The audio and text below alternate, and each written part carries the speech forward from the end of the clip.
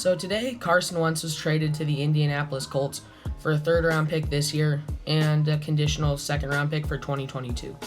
And it was a very questionable situation, very awkward. Carson Wentz wanted to get Doug Peterson fired because he didn't start him, but then they ended up trading Carson Wentz.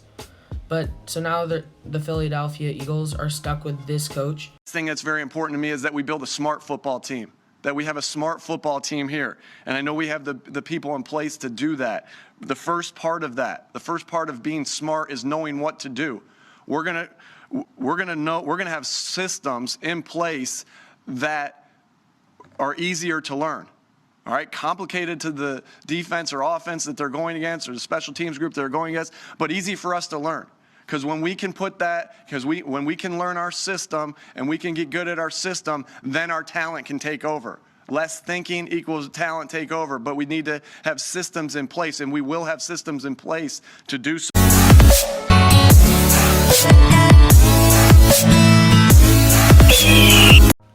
So basically what happened is Carson Wentz, in 2020, he had a very bad year. I'm not sure if it's that I'm not sure how a quarterback's play can just go down that bad, like after he had such a good year last year. And I don't know what it was, if he had no weapons, a lot of his linemen were hurt. And under Frank Reich, he was an MVP quarterback. And that's why I think he'll be good on the Colts. And I'm thinking Carson Wentz probably asked to go to the Colts and some other teams like the Bears and some stuff like that. And like I said a little bit earlier in the video, he asked for Doug Peterson to be fired, and then they ended up trading him. So I really don't know where to leave the Eagles. And so what the Eagles got is a 2021 third-round pick and a 2022 conditional second-round pick, which really, it depends on how good the Colts do and how far they go in the playoffs. And I don't really know where to put the Eagles at this point, but the Colts definitely have the tools to be playoff contenders and even Super Bowl contenders now. And if Jalen Hurts doesn't have a good year for the Eagles are not going to be a good team.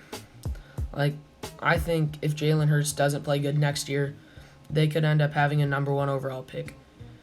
And if Jalen Hurts doesn't end up playing well, I think they could end up trading him and doing this cycle all over again. And I don't really think you give up on a quarterback this fast. If I were the Eagles, I'd give Carson Wentz one more year and use your draft picks wisely to maybe draft a tackle and some weapons to put around Carson Wentz. Because when he has good weapons, like when Alshon Jeffrey was a little bit younger in his career, Carson Wentz was a good player, and when Zach Ertz was in his prime, he can not be stopped. They went to the Super Bowl that year, but Nick Foles even brought them after that, so I'm not sure if that's Carson Wentz or just how good the team was that year. And I don't really know if a second and a third round pick is enough to start a total rebuild, because that's what the Eagles are definitely doing now. And I'm not sure how much trade value there is even on the team. It's not a very good team. They have an old and bruised line that was good a couple years ago. I'd say similar to the Cowboys situation. And their defense, it's below average, and there's a lot of old players on the defense. Their secondary is really bad. And their coach, I'm just not sure about that, because he doesn't seem like a very smart guy. And unlike the Lions, where they actually have a lot of draft capital that they got from Stafford, the Lions have a lot of young players that could potentially be traded. And they got Jared Goff in a trade, and so that means they don't have to draft a quarterback right away.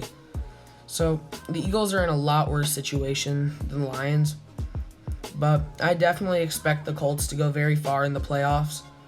And Carson Wentz, when he has a good line, like, he has no time this year and no one to throw it to. I mean, Dallas Goedert was a good tight end, but not as good as Zach Ertz a couple years ago. And when he's on the Colts, I think he'll be back to his MVP form, because he's going to have a great coach, a great offensive line, good wide receivers, and a good group of tight ends. And also Jonathan Taylor, so they don't have to rely on him completely. Jonathan Taylor, towards the end of the season, he looked amazing. And I really don't know how the Eagles are going to be. They don't have very smart people to start this rebuild, and a second and a third just isn't enough to start a rebuild. Maybe trade away Lane Johnson for like a second-round pick, but the Eagles it'll definitely depend on Jalen Hurts' play. So guys, I'm going to start wrapping this video up, and if you like the video, please like and subscribe. And if you have any ideas about further videos, or even what you think about this trade, leave it down in the comments below. And that's pretty much it. See you next time.